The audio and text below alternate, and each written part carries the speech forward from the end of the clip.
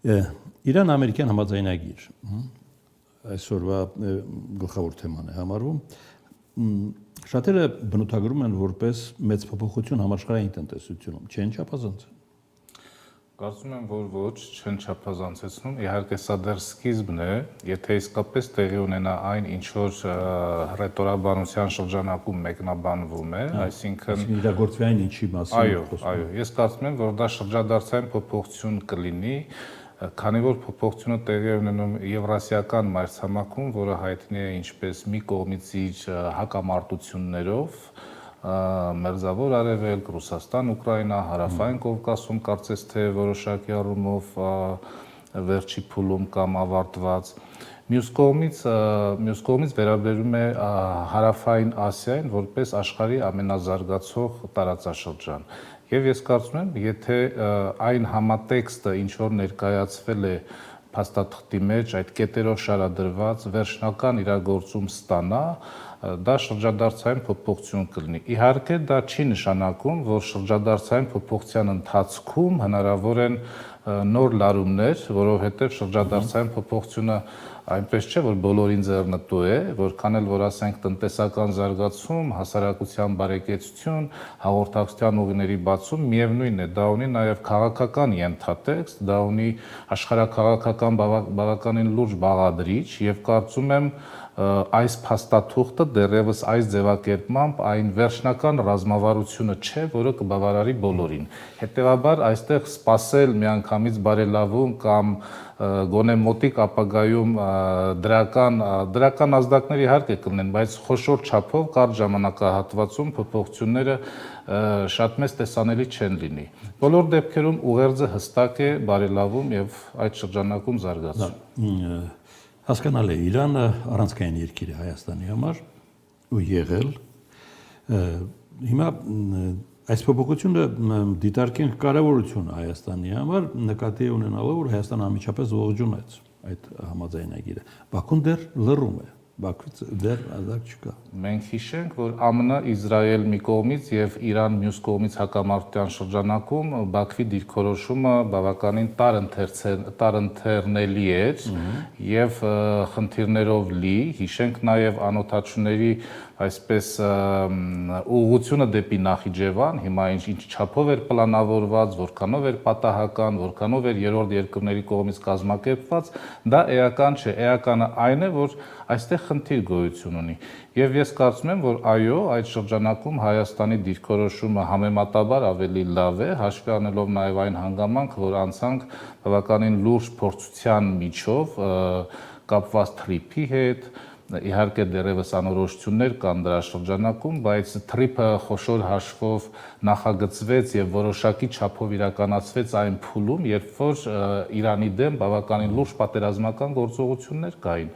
եւ հռետորաբանության շրջանակում, փորձագիտական կարծիքների շրջանակում ճնշող էր նաեւ այնպիսի կարծիքը, որ Հայաստանը հատկապես Սյունիքը կարող է դառնալ թիրախ, բայց չդարձավ։ Ես կարծում եմ, որ դրա համար կային օբյեկտիվ եւ սուբյեկտիվ հանգամանքներ, բոլոր դեպքերում կարծում եմ հիմնական խնդիրը Հայաստանի մասով հաղթահարված է, հիմնական խնդիրը, իհարկե կան դեռևս խնդիրներ, իսկ Ադրբեջանի հետ կապված վերապահումները բազմաթիվ են, հիմա ինչպես կդրսևորեն այդ քաղաքականության շրջանակում, արդյոք հռետորաբանությունը դեռևս այնպիսին կլինի, որ Զանգեզուրի միջանցք է սա, ոչ թե միջազգային հաղորդակցության ուղի, սա շատ կարևոր է իրենց կողմից մեկնաբանվի հստակության շրջանակում, աշխարհին ուղերձի շրջանակում, ինչը դեռևս չկա։ Այսինքն այս համաձայնագիրը ուժեղացնում է թրիփը, թե Ես կարծում եմ ուժեղացնում է եւ թրիփը եւ որոշակի առումով նաեւ Հայաստանի դիրքերը։ Հիմա գանք մեկ այլ խնդրի, որ շատ դետալներ ունի, ինչով է այն պայմանավորված,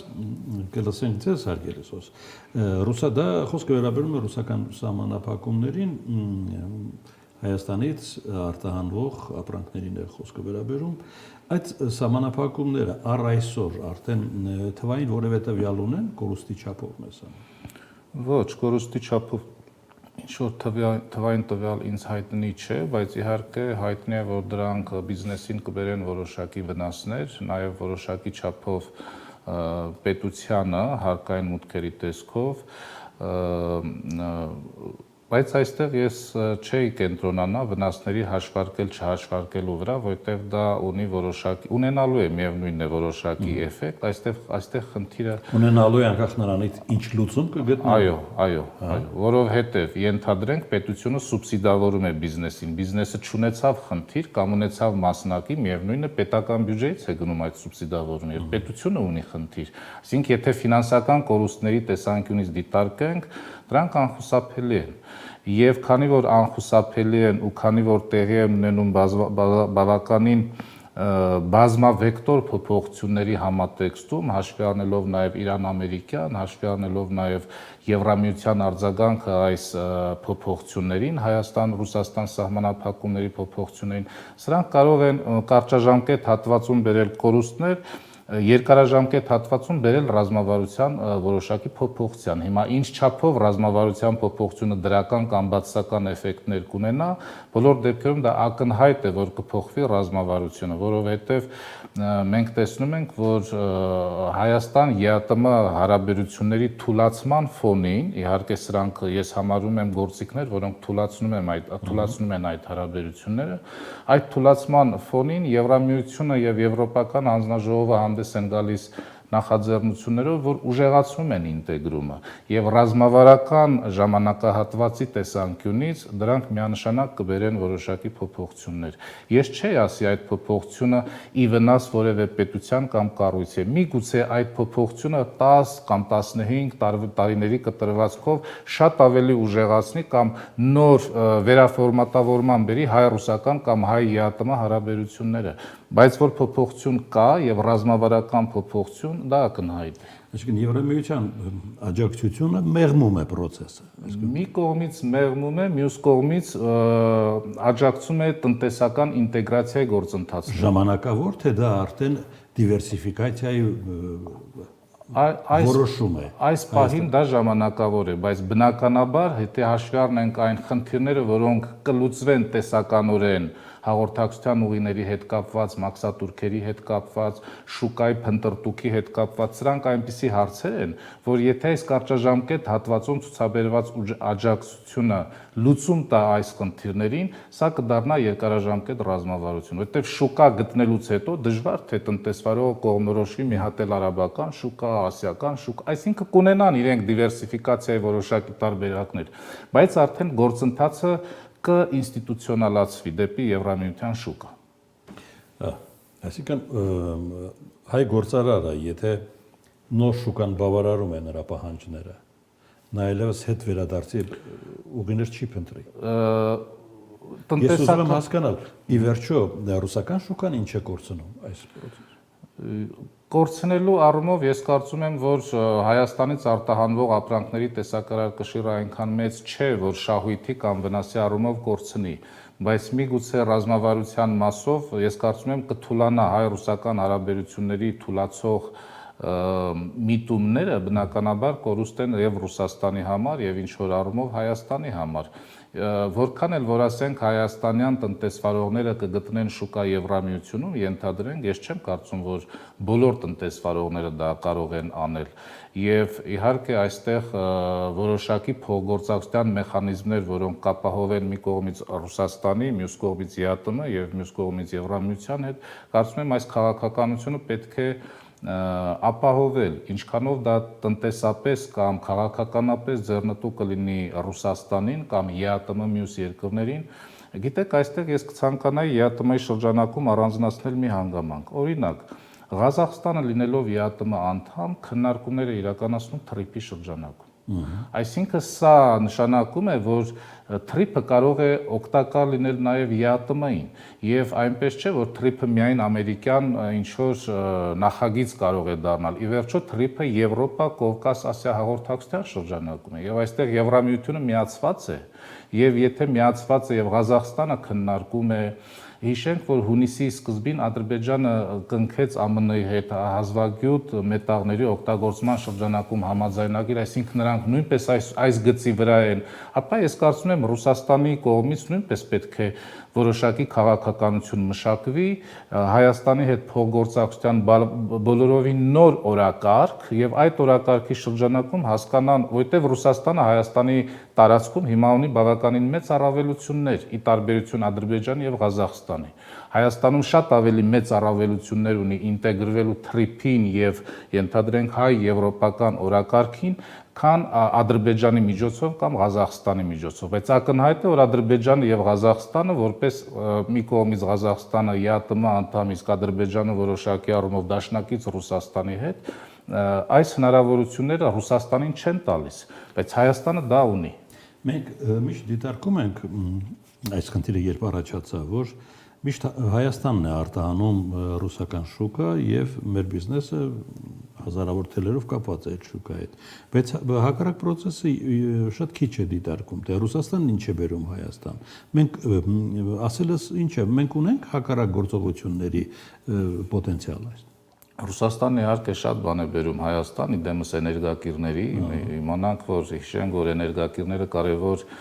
ռեսուրս են այս պարագայում, բայց դեռևս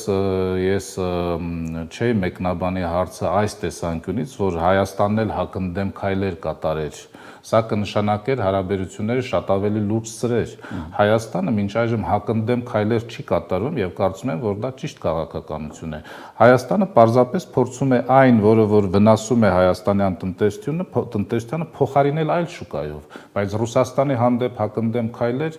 ես հիմնավորված չեմ համարում եւ առայժմ չեմ էլ տեսնում, որ այդպիսի քայլեր կան։ Ռոսելխոզնadzորի ղեկավարը ասում է, պատճառը տնտեսական չէ, ոչ տնտեսական է, ոչ թե քաղաքական։ Մի տեսակ հետ քայլի տպավորություն է թողնում այս արտահայտությունը։ Քաղաքականության մեջ հետ քայլը դժվար է մեկնաբանել, բայց բոլոր դեպքերում, որ պետությունները իսկապես պետք է հաշտվեն իրավիճակների հետ, անկախ նրանից մեծ պետություն, փոքր պետություն, կա իրողություն եւ այդ իրողությունը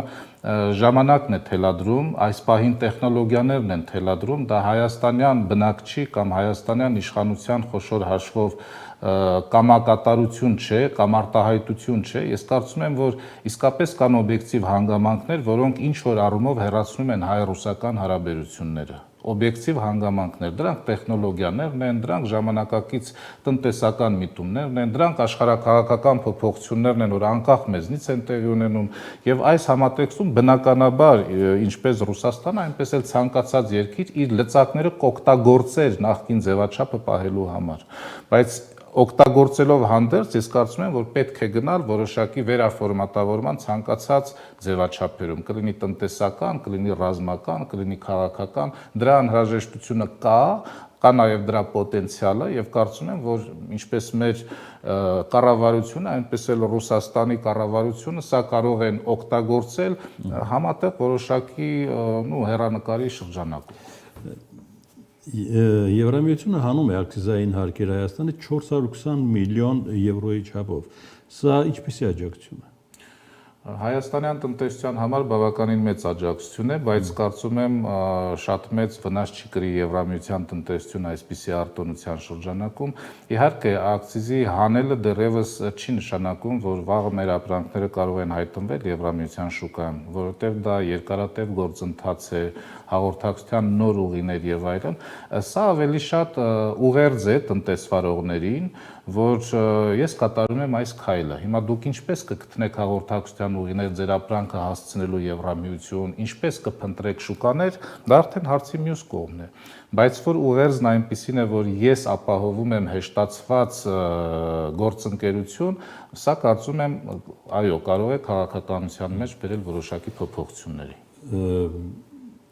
Հունիսի 1-ից 17-ը 411 տոննա ջերմոցային բանջարեղեն եւ ելակ, 1.8 միլիոն ծաղիկ արդեն գնացել է ոչ ավանդական շուկա Հայաստանի համար, բայց շատ էական է, ես ցանկը նշել եմ այստեղի մոտ, Վրաստան, Ուզբեկստան, Արաբական Միացյալ Էմիրություններ, Իրան, Լատվիա, Բուլղարիա, Կիպրոս, Ռումինիա, Չեխիա, Ավստրիա, Նիդերլանդներ, Ֆրանսիա, Բելարուս, Ղազախստան։ Ինչ է հուշում այս պատկերը։ Նախ Բելարուս, Ղազախստան դա նշանակում է, որ բոլոր դեպքերում ԵԱՏՄ-ի շրջանակում մեր շուկան կա ինչ որ առումով։ Բայց հիշենք նաև, որ Ռուսաստանը արգելանք դրեց նաև տեղափոխման գործընթացներին, այսինքն տարանցման վրա, ոչ միայն Ռուսաստանում վաճառող, իսկ տարանցում դեպի Բելարուս կամ Ղազախստան ակնհայտ է, որ իրականացում է Ռուսաստանի տարածքով։ Սա մեկ հանգամանք։ Հաջորդը, որքան էլ որ դուք նշեցիք բավականին մեծ ցանկ երկրների եւ վստահաբար մեր տնտեսվարողները հասցրել են այդտեղ որոշակի ապրանքներ, միևնույնն է այս փուլում, սկզբնական փուլում դա կարծում եմ եղել է որոշակի կորուստների արդյունքում, որովհետեւ բոլոր դեպքերում լոգիստիկ շղթաները այնպիսին չեն, որ հեշտությամբ հասցվեն ենթադրենք Կիպրոս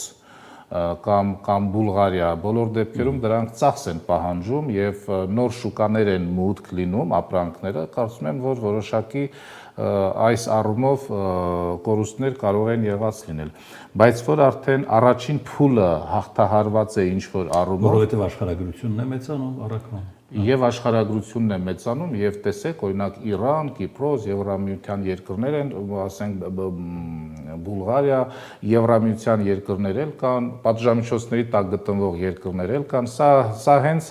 դիվերսիֆիկացիայի սկզբունքն է։ Ես կարծում եմ, որ այո, այս մոտեցումը պետք է աշխատի, որքանով կընդլայնվի, որքանով սրա շրջանակում հնարավորությունները կմեծանան, դա դեռևս քաղաքականության կառուցման խնդիրներից է կախված, ինչպիսի քաղաքականություն կարող են կառուցել, բայց որ մեկնարկը արդեն կա եւ մեկնարկը կա ոչ միայն նրա համար, որ պետությունը կամ Եվրամիությունը տվել են որոշակի աջակցություն, ես կարծում եմ աջակցությունից բացի մեկնարկը կա նաեւ այն պատճառով, որ բիզնեսն աստիճանաբար հասկանում է, որ հենց իր համար է դա անհրաժեշտ, որքան էլ որ ունենան, օրինակ, վաղը մյուս օրը ներողություն արգելություն։ Եվրամիությունը հասկանում է մեր վիճակը, աջակցում է, խթանում է բիզնեսը, որ մենք ավելի մեծ կորուստներ չկրենք, այս պահի համար, թե ուրիշ նպատակով։ Դրանք անում են հիմա այս պահի համար, բայց դրանք եթե ինստիտուցիոնալացվեն, նորից կրկնեմ, դա երկարաժամկետ հատվածում կարող է բերել քաղաքականության փոփոխության։ Այսինքն այն, որ հռետորաբանության շրջանակում հնչում են, չէ, այսպիսի կարծիքներ, որ Եվրամիությունը Ռուսաստանի տարածաշրջանից դուրս է մղում։ Սա կարելի է դիտարկել նմանատիպ քայլ, բայց ոչ թե նրա պատճառով, որ Եվրամիությունը կոնկրետ Ռուսաստանին դուրս է մղում, այլ այն շրջանակում Եվրամիությունը իսկապես աջակցում է տնտեսվարողին, որը խնդիր ունի, եւ այդ գործընթացը, եթե շարունակական բնույթ կրի եւ տնտեսվարողը կարողանա երկարաժամկետ հատվածի համար գտնել շուկա Եվրոպայում, դա կնշանակի, որ ինչ որ առումով Ռուսաստանը դուրս մղվեց։ Սա զուտ ուղղակի օբյեկտիվ վերլուծություն որպես։ Եվ ավարտենք։ Այսինքն ավարտվում է այս ամենը, ենթադրում նախ այսօր պարզ դարձավ, որ հաջորդ նիստին Հայաստանը մասնակցում է վարչապետի մակարդակով, ենթադրում եմ, որ պարզաբանումները հենց այդ նիստում էլ ԵԱՏՄ նիստում էլ տեղի կունենան, բայց մինչ այդ այն process-ը սկսվել է, process-ը գնում է։ Ինչն էլ կարգավորվի, ինչն էլ կողմերը ինչպիսի համաձայնության էլ կան ԵԱՏՄ շուկայում հետագա գործունեության, պատկերը նույնն է լինելու։ Նույնը նկատի ունեք նախկինը։ Նախկինը չի լինի, բայց կարող է նախկինից շատ ավելի լավ լինել եւ Հայաստանի եւ Ռուսաստանի համար։ Բազմիցս ես փորձել եմ մեկնաբանել, որ մենք պետք է բոլոր գործընթացները վերաֆորմատավորենք, տնտեսականից սկսած քաղաքական ռազմականով վերջացրած, որտեղ փոփոխությունների համատեքստը այնպիսին են, որ վերադարձ նախկին գործընթացներին, նույնիսկ ընթացակարգերին, դա ուղղակի հնարավոր չէ։ Կա թրիպ, կա Եվրամիություն, կա Ռուսաստան-Ուկրաինա հակամարտություն, կա Իրանի հետ կապված նոր գործընթացներ